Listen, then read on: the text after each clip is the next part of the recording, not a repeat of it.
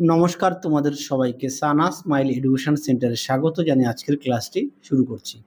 আজকে তোমাদের সঙ্গে আলোচনা করব তোমরা যারা অষ্টম শ্রেণীর তৃতীয় পর্যায়ক্রমিক মূল্যায়ন পরীক্ষা দেবে তোমাদের জন্য রায় ও মার্টিন প্রশ্নবিচিত্র থেকে আজকে সমাধান করব অষ্টম শ্রেণীর ইতিহাস বিষয় মডেল নাম্বার 4 অর্থাৎ 4 নম্বর স্কুলের যে সমস্ত ছোট ও বড় প্রশ্নগুলি আছে তার সমস্ত প্রশ্নের উত্তরের সমাধান করে দেখাবো। চলো দেরি না করে মূল বিষয়ে যাওয়া যাক।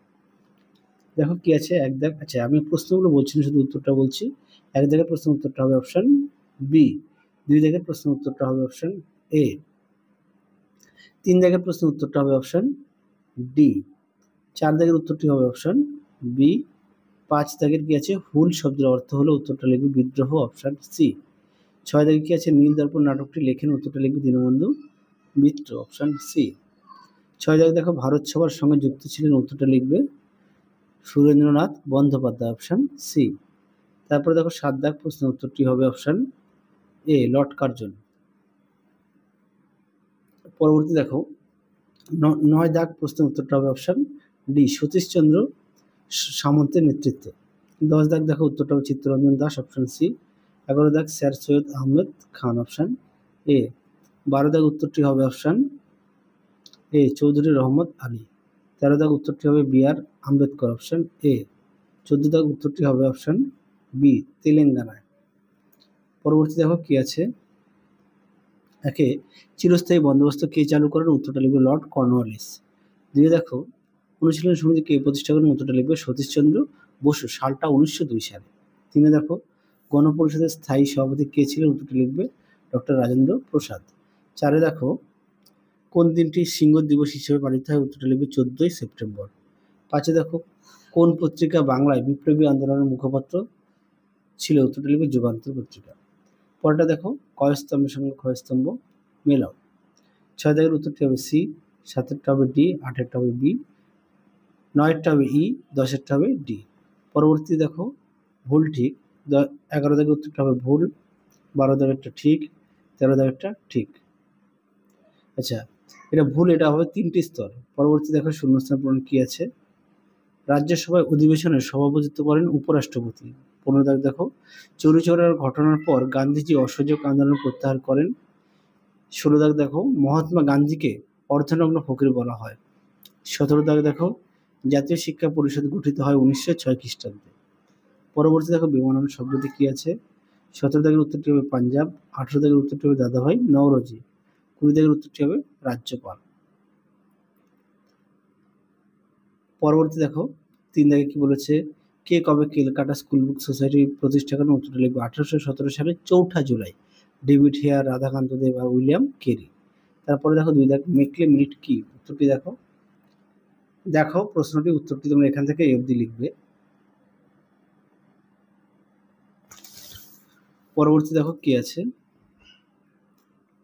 3 দাগে স্বরাজ্যপন্থী কাদের বলা হয়। দেখো উত্তরটি তোমাদের আগের ভিডিওতে সমস্ত বিষয়ের সাজেশন দেওয়া আছে, তোমরা যারা এখনো দেখোনি আমাদের প্লে লিস্টে গেলে পেয়ে যাবে। দেখো স্বরাজ্যপন্থী কাদের বলা হয়, প্লে লিস্টে গেলে পেয়ে যাবে। আর বাকি বিষয় মডেল সেটগুলো সমাধান করে দেওয়া আছে। দেখো স্বরাজ্যপন্থী এখান থেকে লিখবে ঠিক এই পর্যন্ত, পেজ নাম্বারটা দেখে নিও। পরবর্তী দেখো র্যাডক্লিফ লাইন কি, দেখো প্রশ্ন উত্তরটি।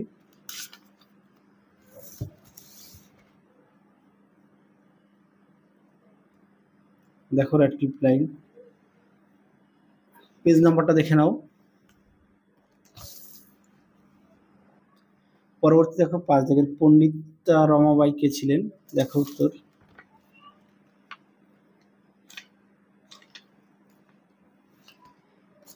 দেখো উত্তর এই পর্যন্ত লিখবে। পরবর্তী দেখো কাকে কেন সীমান্ত গান্ধী বলা হয়, উত্তরটি দেখো। দেখো উত্তর এখান থেকে এই পর্যন্ত লিখবে। পরবর্তী দেখো রাওলাট আইন কি, দেখো উত্তর।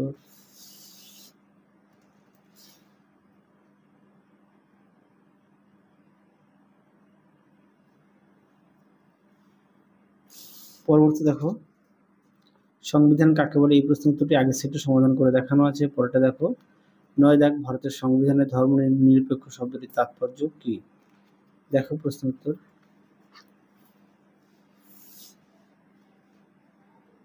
তোমরা এটা লিখতে পারো। পরবর্তী দেখো 4 দাগের প্রশ্ন মান হচ্ছে 3। একে আছে সাঁওতাল হুল বিদ্রোহের যে কোনো 3টি কারণ লেখো। দেখো প্রশ্ন উত্তরটি। দেখো যদি এখানে 2টি কারণ দেওয়া আছে, তোমরা পাঠ্য বই থেকে আরেকটু পড়ে নিও।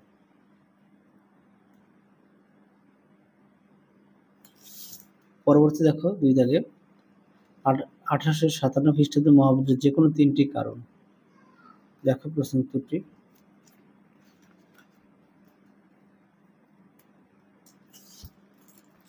দেখো মহাবিদ্রোহের বেশ কিছু কারণ আছে, মাঝখানে পয়েন্ট দেবে রাজনৈতিক কারণ।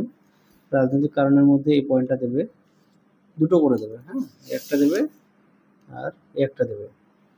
পরবর্তী দেবে সামাজিক কারণ। সামাজিক কারণের মধ্যে 2টি পয়েন্ট উল্লেখ করবে, তাহলে নোটটি সুন্দর হবে। পরবর্তী দেখো কি আছে, অর্থনৈতিক কারণ। দেখো অর্থনৈতিক কারণের মধ্যে 2টি পয়েন্ট দেবে, 1, 2 এই পর্যন্ত লিখবে। সামরিক কারণটা একেবারে দেখে নাও, 2টি দেবে। পরবর্তী দেখো 3 দাগের ভারতের চরমপন্থী রাজনীতির উদ্ভবের যে কোনো 3টি কারণ লেখো। দেখো উত্তর। দেখো প্রশ্ন উত্তরটি, 3টি পয়েন্ট দেবে তোমরা, পেজ নাম্বারটা দেখে নিও,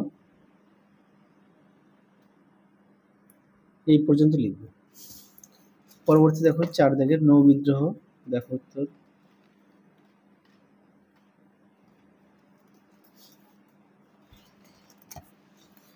দেখে নাও নৌ বিদ্রোহ কারণ।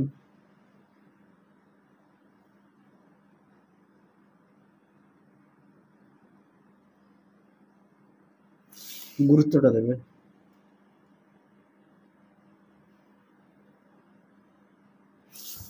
পরবর্তী দেখো 5 দাগে টিকা লেখো সাইমন কমিশন বিরোধী আন্দোলন। উত্তরটি দেখো। দেখো তার উত্তর, এই পর্যন্ত লিখবে। পরবর্তী দেখো 6 দাগের মাস্টার দাস সূর্য সেন। দেখো তার উত্তর।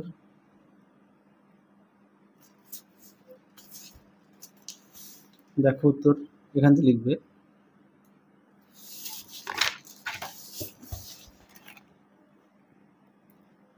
পেজ নাম্বারটা দেখে নাও, অবশ্যই পয়েন্ট দিয়ে লিখবে, এই পর্যন্ত লিখবে।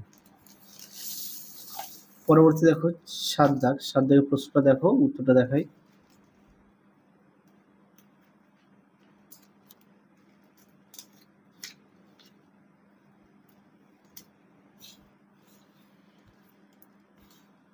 দেখো উত্তর।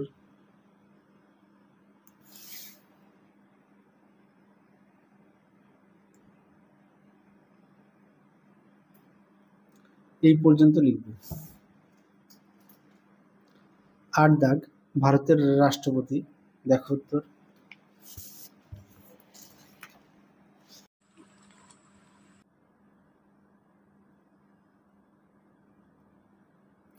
এই পর্যন্ত উত্তরটা লিখবে। পরবর্তী দেখো 5 দাগের প্রশ্নটা দেখো কি আছে, 8-10টি বাক্যে যে কোনো 3টি প্রশ্ন উত্তর দাও। প্রশ্ন মান হচ্ছে 5। একে আছে ধর্ম ও সমাজ সংস্কারে রাজা রামমোহন রায়ের ভূমিকা আলোচনা করো। দেখো এই প্রশ্নটা খুব গুরুত্বপূর্ণ একটা প্রশ্ন, তোমরা অবশ্যই ভালো করে পড়বে। দেখো উত্তর।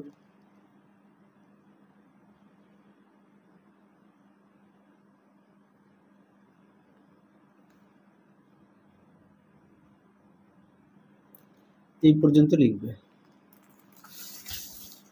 পরবর্তী দেখো 2 দাগ প্রশ্নটা দেখো, আমি তোমাদের উত্তরটা দেখিয়ে দিই।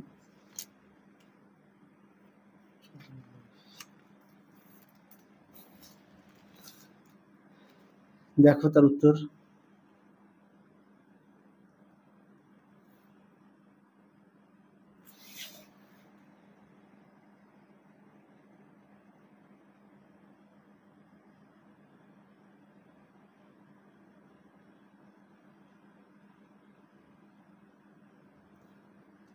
ঠিক এই পর্যন্ত লিখবে। পরবর্তী দেখো 3 দাগ, 3 দাগের প্রশ্নটা দেখো, আমি উত্তরটা লিখে দিই।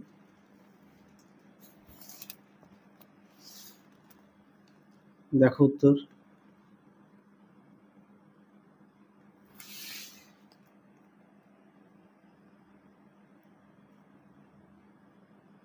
তোমরা অবশ্যই পয়েন্ট দিয়ে লিখবে।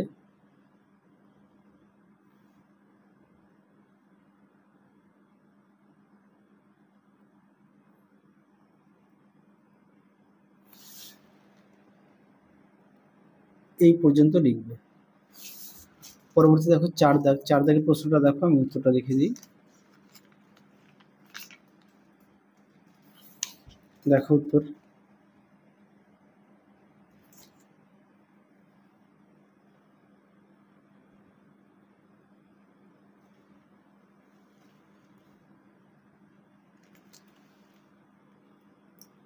দেখে নিও, পৃষ্ঠা নম্বরটা দেখে নিও। এই পর্যন্ত উত্তরটা লিখবে।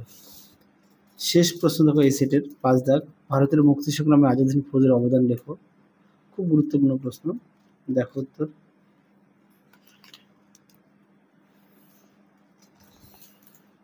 প্রশ্নটি দেখো, উত্তরটিও দেখো।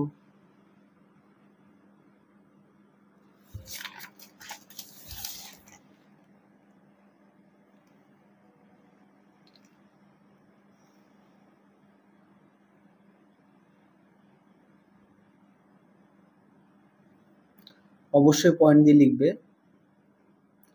তোমাদের আগের ভিডিওতে সমস্ত বিষয়ে সাজেশন দেওয়া আছে, তোমরা যারা এখনো দেখোনি আমাদের প্লে লিস্টে গেলে সাজেশন পেয়ে যাবে।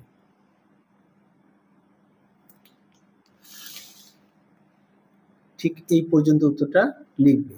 তাহলে চলো আজকের মতো এখানেই সমাপ্ত করছি। আবার দেখা হবে খুব শীঘ্রই তোমাদের পরবর্তী ভিডিওতে।